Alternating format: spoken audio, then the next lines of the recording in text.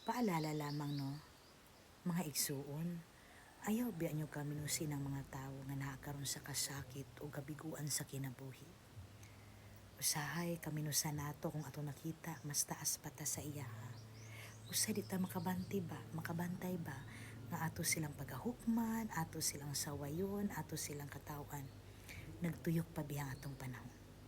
Dili pa nato mahibaw-an ang dagan sa panahon, malay ba natin unya sulay mga adlaw, mabaliktad unya ang sitwasyon. Kung kusog kay ta mamintahuso sa uban, basin unya mahitabo na nato.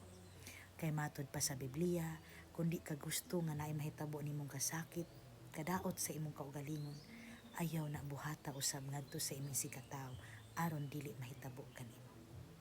Ang atong kinabuhi sama biya ni sa dagat, mutaob ug muhunas. Dili tanang panahon nga hunas ta, usahay mutaob pud ta. Usay ang dagat linaw, usay balod. Yun ana ra sad ang kinabuhi. Dili sa tanang panahon nga makaingon tang hayahay ta, hamugaway ta. Nay mga panahon mapit usad ta. Munon di yun angay ta manghilabot or manaway or maghukom sa mga tao nag-atubang og kalisod ug kalisdanan sa pagkakaron.